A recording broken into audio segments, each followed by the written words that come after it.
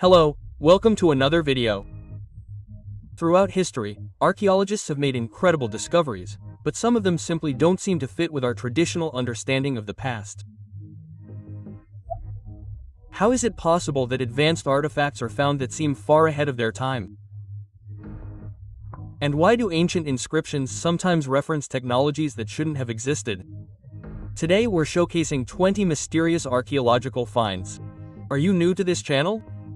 Be sure to subscribe and hit the notification bell. And before we begin, please also like the video. Number 20. The Star of the Vultures is an ancient Mesopotamian limestone monument, created sometime between 2600 and 2350 BC. It commemorates the military victory of the city-state of Lagash over its rival Umma. The monument features a series of religious and battle scenes with prominent representations of vultures, hence its name. It is an example of Sumerian pictographic narrative in cuneiform, combining visual art and text to convey messages of power and triumph. The images celebrate not only military success but also serve as a political statement reinforcing King Enadam's authority. Unusually, vultures are a rare central visual element for a military monument. These birds are interpreted as symbols of death and destruction, reminding viewers of the grim consequences of war. While many ancient monuments emphasize the power and glory of a ruler, the vulture star also highlights the role of a protective deity who is depicted even greater than the king. Today, only 7 fragments of the original stele survive, preserved in the Louvre Museum in Paris. Number 19. The Elephantine papyri are among the oldest known collections of Jewish manuscripts, dating back to the 5th century BC. These documents originated from a Jewish community living on Elephantine, an island in the Nile near the Nubian border. At the time, the settlement was known as Ibe. Jewish presence on Elephantine likely began around 650 BC. During the reign of King Manasseh of Judah, the community likely functioned as a military colony, supporting the pharaoh Psammetichus in his campaigns against Nubia. Thanks to Upper Egypt's dry climate, many documents from the border fortresses of Elephantine and Syena, present-day Aswan, have been remarkably well preserved. Hundreds of papyri have been discovered, written in various scripts, including Hieratic, Demotic, Aramaic, Greek, Latin, and Coptic. These texts include legal documents and letters spanning nearly 1,000 years, such as divorce papers, slave emancipation contracts, and trade agreements. Notably, the papyri also provide information about the community's religious practices. While some documents refer to the worship of the God of Israel, others mention local deities, pointing to a syncretic religious environment. Number 18. The Palenque sarcophagus lid is a carved stone lid from the tomb of King Pakao, discovered in the Temple of Inscriptions at the ancient Mayan site of Palenque in Chiapas, Mexico. Dating back to the 7th century BC, it is famous for its intricate engravings and the controversial theory that they depict the ancient astronaut. The sculpture depicts a reclining figure believed to be King Pakao, in a pose resembling someone operating a spacecraft or machine. The figure's head appears connected to tubes or serpents, which some interpret as breathing apparatus or space-age technology. Surrounding the figure are complex symbols and images, some resembling cosmic or astronomical motifs. This theory was popularized by author Erich von Daniken in his 1968 book Chariots of the Gods. According to this interpretation, the Maya, like other ancient civilizations, may have had contact with advanced extraterrestrial beings. Proponents of the theory claim that the images on the lid feature tubes, helmets, and shapes similar to the components of a space tram or spacecraft. Number 17. The Tarim mummies are naturally mummified human remains discovered in the Tarim Basin, in what is now Xinjiang, China. Dated from approximately 2000 BC to 200 AD, these mummies are notable for their exceptional preservation and detailed clothing. Their distinctly European features spark debate about ancient migration patterns and cultural exchange in Central Asia. The mummies were found at several sites in the Tarim Basin, including Cauigu, Chia, Subist, and Shen. Many were exceptionally tall, some over 6 feet tall, and had light hair and deep-set eyes, traits associated with ancient European populations. Genetic studies show that they belong to a population with mixed ancestry. Some researchers connect them to the Tocharians, an Indo-European people who once lived in the region. Interestingly, the early inhabitants of the Tarim Basin show little genetic similarity to modern East Asian populations, suggesting a separate migration route. Some of the mummies wore clothing similar to Scottish tartan, and artifacts such as horse equipment, wooden masks, and cannabis suggest ritual or spiritual practices. Number 16. The Escon stone is a centuries-old symbol of the Scottish monarchy and one of the most iconic historical artifacts of the British Isles. It was used for centuries in the coronation ceremonies of Scottish and later British kings. Probably dating back to the 9th century, the stone was traditionally housed at Scone Abbey in Perthshire, Scotland. Legend claims it has even older origins, with some stories suggesting it came from the Holy Land or that it is the biblical Jacob's pillow stone. In 1296, King Edward I of England invaded Scotland and took the stone to Westminster Abbey in London as a symbol of English rule. He placed it beneath the coronation chair, where it remained for over 700 years. Since then, every English and British monarch has been crowned seated above the stone of Scone. On Christmas Day 1950, 4 Scottish students stole the stone from Westminster Abbey in a bold act of nationalism. During the theft, the stone split in two, but was later repaired and returned to the Abbey in 1951. Number 15. Researchers in Arizona have identified what may be the oldest firearm ever found in the continental United States. Discovered near the Santa Cruz River in southern Arizona, the weapon is believed to have been used during Francisco Vázquez de Coronado's expedition in his search for the legendary 7 cities of Cibola. This bronze cannon is particularly notable as it is the first firearm directly linked to Coronado's expedition and potentially the oldest cannon ever found on the continent. Although Coronado never discovered the mythical cities of gold, his journey led to the exploration of regions such as the Grand Canyon and contact with indigenous settlements. The weapon was unearthed in the fall of 2020 at the San Geronimo I settlement, on the floor of a Spanish stone and adobe structure. Measuring 107 centimeters long and weighing about 18 kilograms, the cannon was likely cast in Mexico or the Caribbean and mounted on a wooden tripod to defend fortifications. It could fire lead projectiles over 700 yards. However, this particular piece was found unloaded, likely hastily abandoned after an attack forced the colonists to flee, where it remained untouched for centuries. Number 14. In 1924, an underground chamber filled with thousands of mysterious artifacts was discovered in Glozal, France. The discovery was made by chance when a young farmer, Emily Friedan, stumbled upon the hidden space while plowing with a cow. Over the next 6 years, more than 3,000 artifacts were unearthed. On March 1, 1924, Friedan's cow became stuck with a hoof. Upon freeing the animal, he discovered a chamber containing human bones and pottery fragments. The room had mud brick walls and a tiled floor. Realizing the significance, Friedan began a more detailed excavation. On May 24, 1925, excavations began under Dr. Morlet, revealing inscribed tablets, stone tools, bones, and flint objects. Morlet dated the artifacts to the Neolithic period, but their authenticity remains controversial to this day. Despite extensive studies, it remains unclear whether the Glozal artifacts are genuinely ancient or the clever creations of a forger. Number 13. The Mummy of the St. Peter Mountains, often called Pedro, is a small, mummified humanoid figure discovered in October 1932 in the St. Peter Mountains in Wyoming. Prospectors Cecil Mann and Frank Carr found the creature after opening a sealed cave.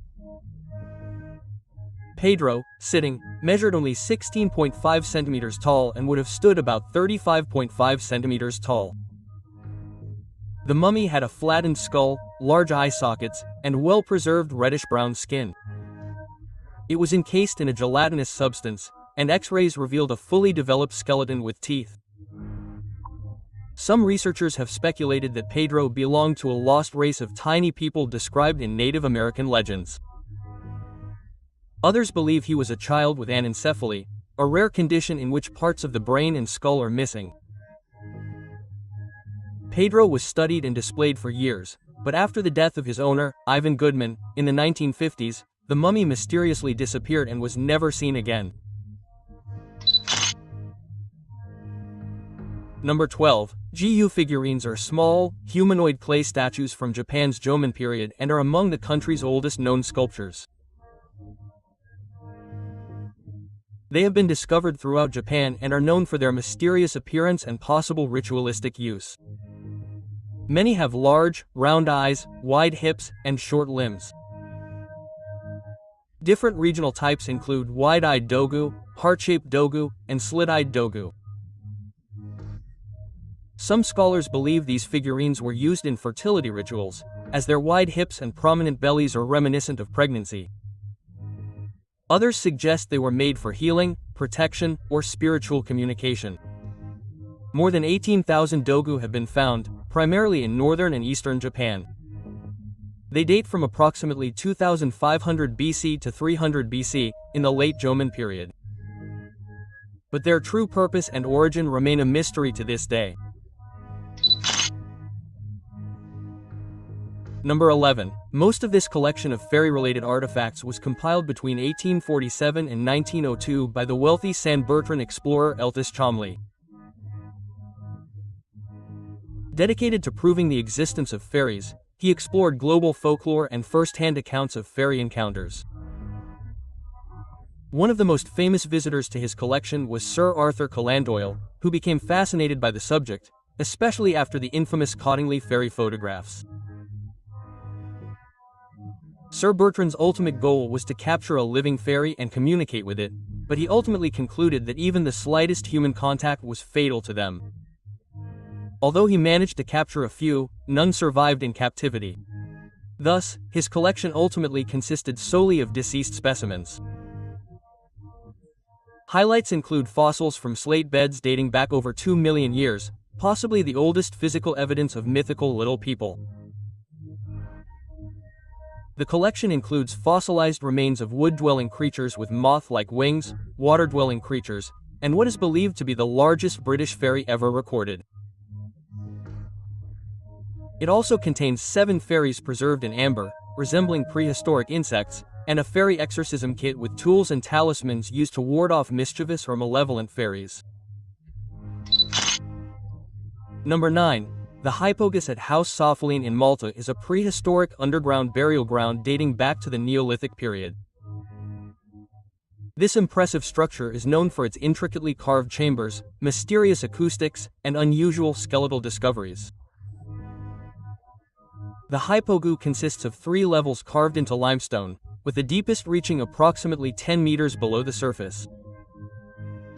Despite being underground, the architecture closely resembles that of Malta's above-ground temples, such as Gantja and Tarxienen.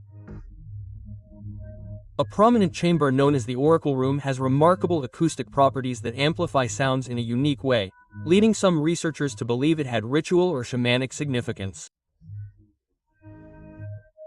The site once housed the remains of over 7,000 individuals, highlighting its importance as a burial ground or spiritual center. Among its most iconic discoveries is the Sleeping Lady of Malta, a small clay figurine depicting a reclining woman, possibly a goddess or ancestor figure.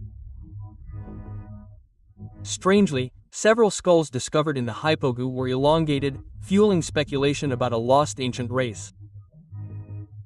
These skulls later disappeared from public collections, deepening the mystery surrounding the site. Number 8. The fossilized human footprints found in Mexico pose a major challenge to existing theories about the peopling of the Americas. Discovered at several sites across the country, these ancient tracks offer clues that humans may have arrived much earlier than previously thought.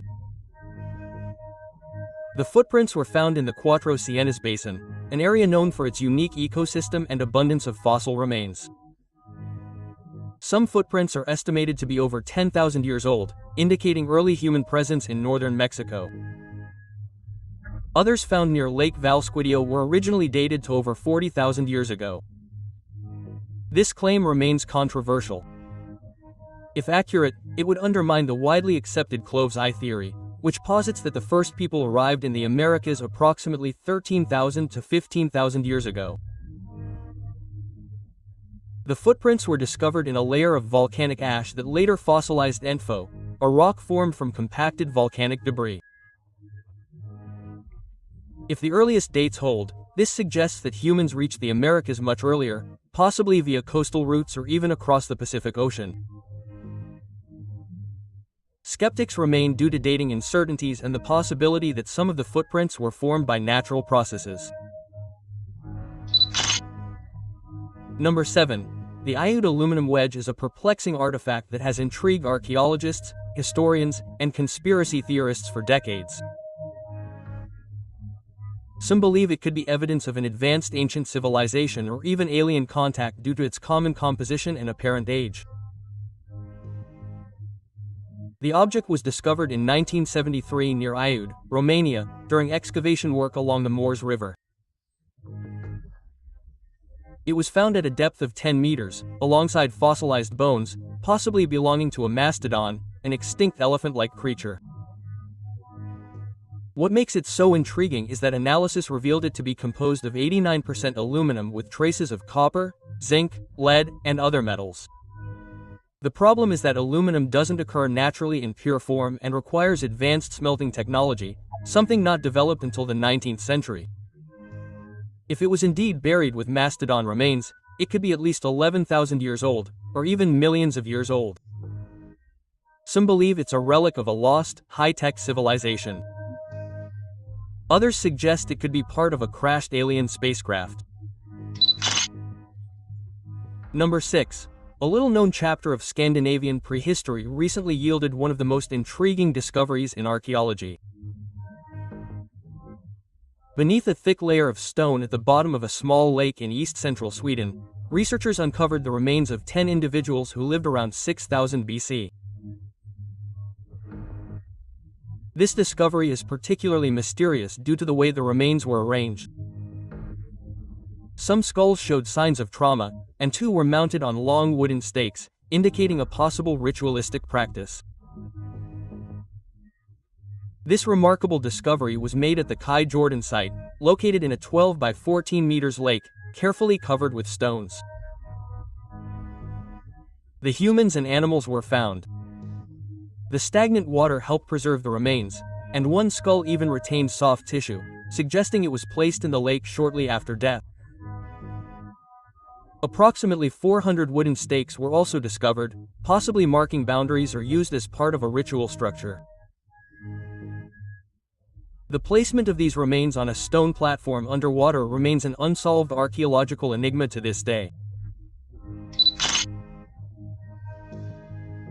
Number 5. The Minoan bull leaping frescoes are iconic works of art from the ancient Minoan civilization of Crete, dating back to the Aegean Bronze Age, around 1450 to 1400 BC. These frescoes depict human figures grabbing a bull's horns, charging, and then leaping onto its back in a dynamic, acrobatic movement. The exact meaning of this ritual or ceremonial practice remains a mystery. The figures are shown in profile, typical of Minoan art, with large, expressive eyes and elegant, athletic poses. The most famous example comes from the Palace of Knossos, the largest Minoan palace in Crete. Discovered in the early 20th century by British archaeologist Sir Arthur Evans, these frescoes adorned the walls of what appeared to be a ritual chamber. The Knossos fresco is especially impressive, featuring several figures in the air while performing acrobatics over others, clinging to horns in a dramatic display of movement and energy. Number 4. The Grolier-CDs is one of the most important and mysterious Mesoamerican manuscripts ever discovered. A codex is a type of illustrated book, usually made of bark paper, filled with symbols and images. This particular codex, dating from the 11th century, is believed to have been created by the Maya in what is now southern Mexico or Guatemala. It focuses on astrology and divination, similar to other Mayan codices that track celestial cycles, rituals, and calendars. The Grolier Codex offers a rare glimpse into Mayan children, particularly their worship of Venus and the sun, which played important roles in warfare, rebirth, and spiritual rituals. Originally longer, only part of the codex survives today. It is one of the 4 longest surviving codices known, along with the Dresden, Madrid, and Paris codices. These documents are invaluable for understanding Mayan religion, astronomy, and cosmology. Number 3. While modern concrete tends to deteriorate over time, many ancient Roman structures, such as the Pantheon, aqueducts, and seawalls, lasted over 2,000 years. The secret lies in their unique blend of ingredients and how they were used. Known as opus caemontium, Roman concrete was made from volcanic ash, lime, and seawater. This combination created a rare chemical reaction that made the material incredibly durable. Even more impressive, Roman concrete could be submerged underwater. Volcanic ash reacts with lime to produce a rare mineral that prevents cracking and actually strengthens over time, especially when exposed to seawater. In fact, Roman concrete has self-healing properties. When cracks form, the minerals react with water and help fill the gaps, reinforcing the structure. Only recently have modern scientists begun to understand the brilliance of this ancient technology, sparking interest in applying it to future construction. Number 2. Standing in the courtyard of a historic mosque near the Qutb Minar complex in northern India is an extraordinary iron pillar dating back to around 400 AD. What makes it so fascinating? It hasn't rusted, despite being over 16 years old. The 6-ton pillar was forged during the Gupta period in central India and has stood in its current location in Delhi for over 700 years. Although Delhi's climate isn't particularly corrosive, it still doesn't fully explain how the pillar remained in such good condition.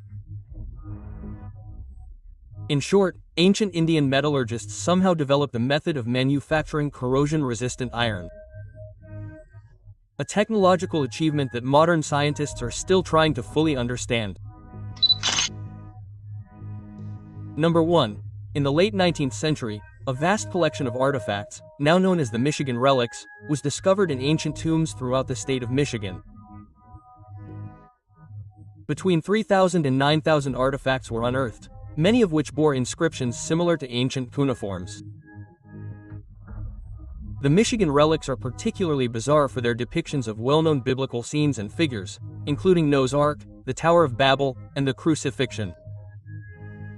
Made of materials such as clay, slate, copper, and stone, the relics often combine several ancient languages in their engravings. One of the most curious discoveries was a clay cup bearing strange symbols resembling Egyptian hieroglyphics. Other tablets depicted pagan deities worshipped alongside biblical characters. Some inscriptions were written in Boustrophedon, an ancient writing style found in Hebrew and Arabic. One calendar tablet even displayed astronomical data referencing a solar eclipse recorded in 342 AD, supposedly visible at the site where the relic was found. Have you ever come across anything mysterious or archaeological? If so, what did you find? Let us know in the comments. If you enjoyed the video, give it a thumbs up. If you want to see more videos we've made, click on one on the screen or check out the channel. Thanks for watching, and see you next time.